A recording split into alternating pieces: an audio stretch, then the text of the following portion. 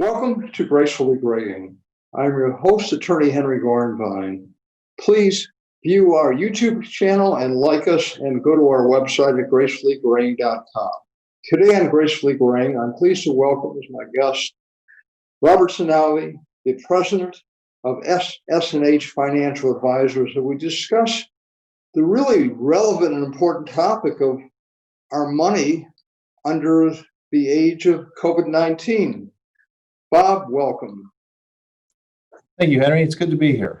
Why don't you tell us a little bit about what it's like being in the middle of this really disaster? I mean, it's like the perfect storm. First, we have the coronavirus. Then we have a stock market that was rising, was dropping, and then rising, and yesterday bounced down drastically.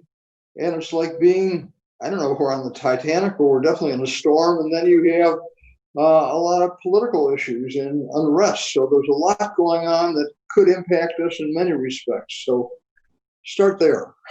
Well, certainly.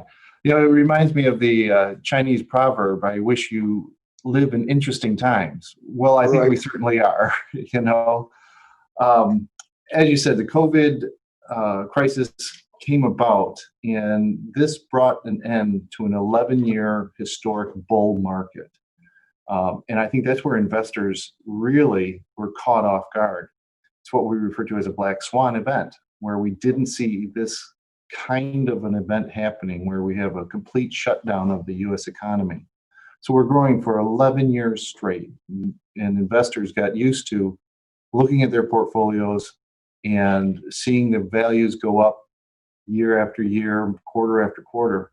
Suddenly, not only do they see their portfolio go down 30%, but they're stuck at home, where most people are, I have seen most people are looking at their portfolio more than they should, quite frankly, and they get very nervous and very frustrated. Good thing is that the market, as you just pointed out, did pull back, did rebound relatively quickly. And in fact, tech stocks were back to positive for the year. The Dow and the S&P were just about break even, and then yesterday hit. Yes, down 1,800 points, around 6.5% to 7% decline. So tough day, but I think that's to be expected once in a while. What's happening today? Just out of curiosity. Today we had a very strong opening. It was up almost 600 points at the open. It whittled those away to up 70, and when I just turned off the TV, it was around up 340. So a slight rebound after a bad day yesterday. Bob, should people be changing their investment or asset allocations as we're going through this roller coaster, for lack of a better word? Well, I don't know if they should change their asset allocation, but this is a great time to review your asset allocation. A good asset allocation will stand the test of time. For instance, if you have a portfolio that is evenly balanced, meaning 50% invested in growth or equities and 50% in bonds, to simplify things, as equities were rising over those 11 years, you should have been selling some as they were increasing, because the equities were growing faster than your fixed income. And so if they get out of proportion, the balanced asset allocation means you move some out of the appreciated asset class into the other asset class. Unfortunately, over the last 11 years, what we saw was investors being pushed into equities. So the old asset allocation models were kind of pushed to the sidelines, as we could get more income from equities than we could from bonds. And so naturally, with equities appreciating and with an increased emphasis on owning equities to even provide income, asset allocation models became skewed. And so I think at this point in time, it's very good to review where you are after realizing a 30% decline caught off guard in such a quick fashion, and then we have bounced back a little bit. We need to review, are we in the proper asset allocation model, and are we adhering to that asset allocation model? So I think now is a great time to review it. What have been the reactions to everything that's going on by some of the clients? I know you're keeping close touch with your clients, and now it's not as if you're meeting in person, but a lot of your work's done by phone. And what are you telling people? What are you hearing from people? Well, my clients have been with me, the vast majority have been with me for a very long time. And I've been blessed with just wonderful clients. Most of my clients have, when I've talked to them throughout this, have said, we just have to wait this out. And I think that's because of the unique nature of the decline in the market. When COVID hit, we shut down the US economy, which was unseen before. So it was a very unique kind of a decline, and a decline forced on us. And I think when we looked at the underlying economic factors, most people realized that we were in a strong economy and that the economy remains strong. It's an exterior force that is pushing us into this decline. And that exterior force was shutting down everything. So naturally, people anticipated when we get back to work, when we open up the economy, we should be able to pick up right where we left off. We'll flip the switch, we'll be back, we'll all be going out to dinners and lunches, just like we were before. Unfortunately, we're not going to do that. And that's part of what we're seeing now is a protracted recovery. I've had a few clients who have come to me in a panic. And again, it was a question of asset allocation and were they in the appropriate asset allocation prior to this sudden decline. And thankfully, it's only been a few of my clients who came to me and wanted to sell. And since that time, we've had numerous phone calls with those particular clients to talk about their asset allocation, that as the market was recovering, I wasn't putting money back into stocks for them. I need to reassess what they want and how they can sleep at night. And that's the big thing for most people who have investments is, can they sleep at night? And that means the appropriate asset allocation model. That means not having too much in equities, even if they are the asset class that will be outpacing every other asset class. Have you had some clients who, we're all frightened? I mean, let's face it, it's a normal human reaction, and we're seeing something that no one has ever seen in their lifetimes. Have you had some people who have said, let's liquidate or sell? Or I've had just a couple of individuals. One family has very big concerns. They have a lot invested in a private company, and they had the room to go to cash and wait this out. Now, I've had other clients who just said, I want to increase my cash position so that if it takes longer, I don't have to worry about selling in the down market. Now, we did sell in a down market, but now they are willing to sit through yesterday and say, I've got time because I don't need cash.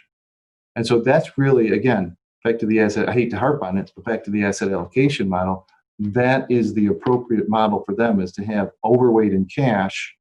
And we're going to do that going forward. Maybe we build a little laddered bond portfolio or CD portfolio, but that's the conservative nature of that half of that portion of their portfolio. And so we move forward from there. Individual investors look at this in one of two. They either look at this as we're going to lose everything, or they look at this as a buying opportunity. So, Bob, what do you see short term? I know if you had a crystal ball, it'd be nice, but based upon what you're seeing from, really these multiple factors, you've got of course, COVID-19, you've got more and more people out of work. And sadly, the people who are getting hurt the most are those who really live from paycheck to paycheck, and they're not going to be major investors.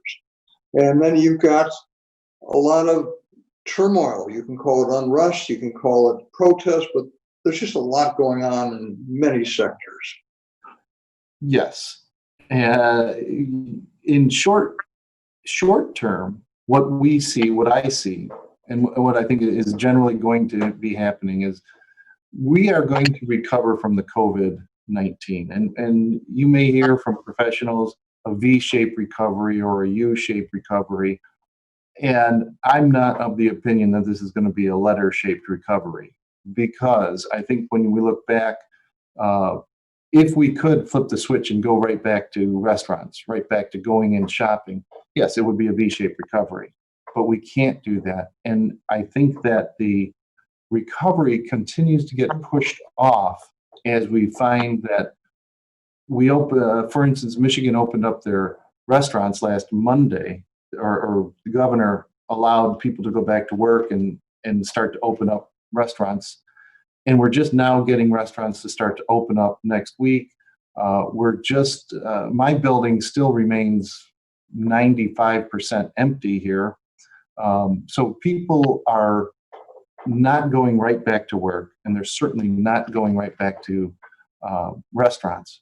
I do think that what that is going to lead to in the short term, I think we're seeing deflation, because there's no demand, because it's been shut down.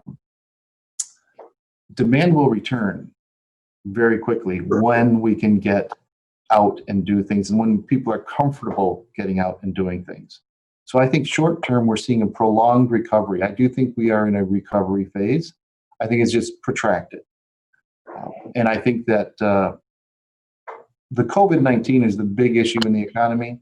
The social unrest, I don't think has as much of an effect on the economy in general, because the underlying factors are businesses need to make money, and as long as they're well run, I think in the long run, any kind of changes that result from this social unrest will ultimately benefit companies more than hurt them. By adding diversification, whether it's across the board or in the workforce, it adds to a company's ability to produce products and profits. I would agree with you. What about 6 to 12 months? Where do you see us? Or maybe longer? Well, the big elephant in the room, so to speak, is the election. And when you look out 6 to 12 months, we have to make it through an election period, which the market does not like change. So, the market, the economy in general will function well, most likely, regardless of who is president. And all we have to do is take a look at history. Both Republicans and Democrats have governed over very good economies and very bad economies. So I tend to think that the economic policies by an administration will help to some degree and can hurt to some degree in the economy. But I think that the candidates that we're looking at both will have economic policies that will likely continue the growth that we see right now in the economy. So 6 to 12 months, I think we continue to see higher equity prices. I think we see stronger economy. I continue to say the U.S. economy will be the strongest in the world. We're recovering from the coronavirus, I think, faster than anybody else. I think fundamentally we're stronger than any other country. I hope you're right. What about the fact that where I see impact, we mentioned restaurants, and I have a friend who went into a local restaurant for a carryout yesterday, and she said there was plexiglass between booths. There were maybe a half dozen people, and this is a fairly large restaurant that was doing carryouts throughout the shutdown. And it was just a very sterile, uninviting environment from her perspective. And I don't know if that's going to have a long-term impact. The other thing is a lot of businesses are going to be slimming down. I think a lot of businesses are going to find working from home works, so we don't need as much office space. And I don't know if there are going to be impacts in those areas as well. I tend to agree with you, particularly on the office space. I know a number of people who have been working from home. They've been just as productive as going into the office. And when they do plan to go back to the office, when their companies let them, they don't know if it's going to be on a full-time basis, if it's going to be on a part-time or a job share program. And if you need to keep people separated, maybe you don't need somebody coming into the office every day of the week. On the restaurant side of it, I think we're all in for a rude awakening. Restaurants can't operate if they can only have 30% of their capacity. They need more people. There's slim margins in the restaurant business. So I think some of the mom and pop shops are going to go out of business and not return, or return later down the road as something new and different. Big chains who have the resources behind them and the financial backing, they will make it. But I think that there's a lot of people in communities like yours and mine where we have certain restaurants that we like, and we've tried to support them through this, but they can't go on operating at 30 or 40% capacity. They need to have more people in them. So in your opinion, even though we're going through a lot of turmoil, the underlying economy is still pretty strong here. Would that be a fair statement? That's a very fair statement. Now, part of the reason the market tanked yesterday was the Fed came out and said, we're going to likely see minus 6% GDP this year. I don't think that's a big surprise for anybody, given that we shut down for almost a whole quarter. We know we were in a recession. They just declared that last week that the economy was in a recession since February. So we've got that out of our system.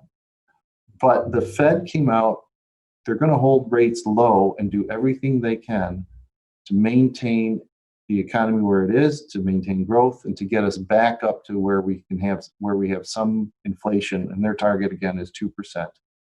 Let's not forget, unemployment was down 3.1% before this happened.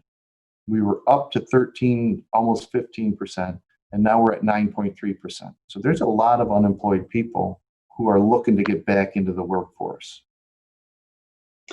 And hopefully they'll find jobs. I mean, certain areas like restaurants, there's definitely going to be a contraction. I think a lot of entertainment is going to be impacted. I mean, how soon will you go into a movie theater? I mean, it's like, I love being at movie theaters. I like the ambience, but right now, even if you're sitting a few seats apart, I don't know. I think it's going to take some time. And first of all, we still have a lot of upticks. I mean, the coronavirus has not gone away, and it's in a lot of states. In fact, it's growing because of perhaps too much going back too soon, or perhaps not enough care of social distancing and wearing the proper mask and other precautions. I think, though, that we've learned a great deal from the first round of coronavirus. I agree. And if it does spike again in the fall, I think we will react very differently. I can't see shutting down the economy again, particularly right before an election. The current president would not have that, because we know what happened. And he needs a strong economy to run on. That's true. So I can't see him shutting down like he did before. And I think we also learned a great deal to not put infected people in where the most vulnerable people are, in nursing homes. And I think that if we can contain better than we did in the first round, we don't need to shut down everything. We now know a lot more of how to contain. I would agree. And hopefully the pandemic will start easing off. It seems like in Michigan, even though a lot of people didn't like the shutdown, it seems like it was the right thing to do, because it has definitely impacted on the pandemic. So I agree. I tend to agree with you. I have my misgivings, and I, like everything, pros and cons. I think that we had to do it. But now I think we know that next time we don't have to do it. Well, what's interesting, I just did an interview with the Chief Justice of the Michigan Supreme Court, and because of the pandemic, they've been forced to change their ways. And if anything, they're going to move to a better system with more and more use of Zoom and remote technology, which will be a tremendous cost savings, will be a tremendous savings of time for litigants, for attorneys. So there are many, many positives that are coming out of this. And that's going to become the new normal with regard to the legal system. Well, you bring up a great point, because from an investment standpoint, what does that really mean to me? I like to try to think of investments, and what does that mean? And what we saw throughout this coronavirus, one, Zoom, who was kind of just a little bit player before this, just blew onto the scene and went crazy. Tech stocks have been strong throughout, and it's for exactly the reason that you just said. One, people were home playing games. That's technology. And two, they were buying on Amazon. They were using computers. They were using their phones and everything else. And the new technology that we're going to see, my phone company just came out with a streaming video service 2 weeks ago. So everybody is clawing away at this. Microsoft also is really promoting their virtual meeting software. So we're going to see a lot more of that, and I think that's going to help propel some of the continued growth in the technology sector. Well, I love it. I mean, I've been interviewing people. We did an interview of someone in Portland, Oregon. So, I mean, through Zoom technology, or I've had Zoom meetings where one person was in Michigan, another person was in another state, and third state. And so there are many, many positives. Yes. Why is this a great time to review your portfolio? Well, we're experiencing a great deal of change in a number of different ways. One, the coronavirus has all got us thinking. And if we look back 11 years ago, when we were just starting the bull market, it's 11 years later, we're all 11 years older, we're all 11 years closer to retirement, we're all 11 years wiser. And I think that there's in estate planning, you always hear, if there's a big change in your life, review your estate plan. If you have a child, review it. And it's always a great idea to review things. I think that's the same thing that we're seeing right now. It's a great time. There's an impetus here with the corona, with the social unrest, to review your portfolio, to make sure you're on the right path, to make sure you're going to be able to retire. I had clients come in earlier this week, and she was hesitant about her husband retiring. This coronavirus turned out to be a blessing, because they spent 24 hours a day together for months. And it turns out they can spend 24 hours together, and they enjoy each other's company, and they want to be together. So he accelerated his retirement plans from next year to September 1st. So you have to review the plan. They're definitely positive. What advice would you give to someone who is still a few years away from retirement and perhaps doesn't have the investments and savings to retire?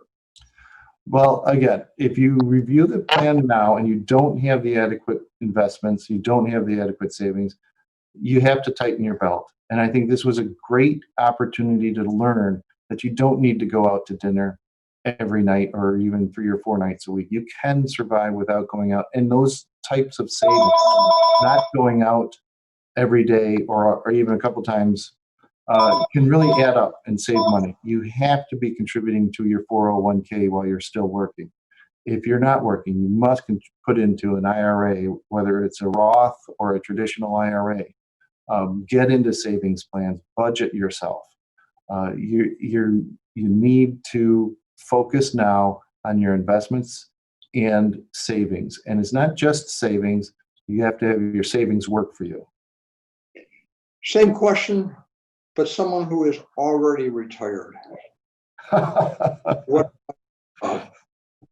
Well, I think your planning, it's a little late in the game, but watch your expenses. If you're retired now, you know what your income is. You can pretty much guarantee you can figure that out. It's your expenses then that you have to be able to control, and that's living within your means. And everybody can keeping up with the Joneses is not going to work if you're retired and you're on a fixed income. You have to live within your own means. You look at your budget and look where you can cut. I'm thinking, we've talked about in this past that people, when they retire, they have the go-go years when they're doing a lot of travel and a lot of enjoying life. The go slow where they're slowing down, and the no-go where they're basically staying at home. It seems like, based upon this, we may have eliminated the go-go. The go-go, yes. I don't know if you thought of that, but that's could be a reality. That is, and that's a big, you're right. You typically within the first year to 2 years, maybe 3 years into retirement, that's, the pent up demand to go traveling and do things. And now you're right. You're seeing we can't do that. No, it's a different world. I mean, you get it on a plane. Do you drive? What about staying at hotels? I mean, look at amusement parks. Disney World, Disneyland, huge money makers, some of the most popular vacation spots in the world. Do you go there? Do you go to a place like Cedar Point? I mean, these are real questions. And what do you do when you're there? Yes, they're very real questions, and questions that each company is answering in their own way, in their own unique way, whether it's requiring masks, the cleaning, the sanitation after every rider or after every hour or something. It'll be interesting to see how accepting the public is to go back.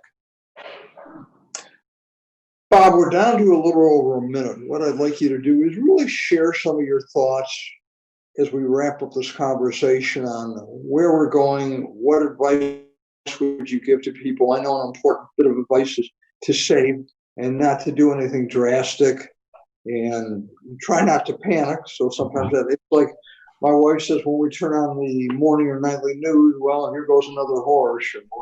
There's a lot of truth to it. But what final thoughts would you like to share with our viewers before we sign off? Well, you touched on it. Don't panic. Review your if you have a professional working with you, talk to them before you panic. Get their feeling. Make sure we're all on the same page. If you're invested properly, you can weather a 30% decline, and you should be able to weather a 30% decline. You should have your professional talk to you about why you're in the holdings that you have and what's likely to happen with them. Investors need to be confident that their money is working for them. And the minute you start to panic and panic sell, you're selling at the wrong time. So don't do it. Have a well thought out plan. Bob, we're out of time. Bob Sinnaeve of SS&H Financial Advisors. I want to thank you so much for being my guest on Gracefully Graying. And I want to thank our viewers for watching Gracefully Graying.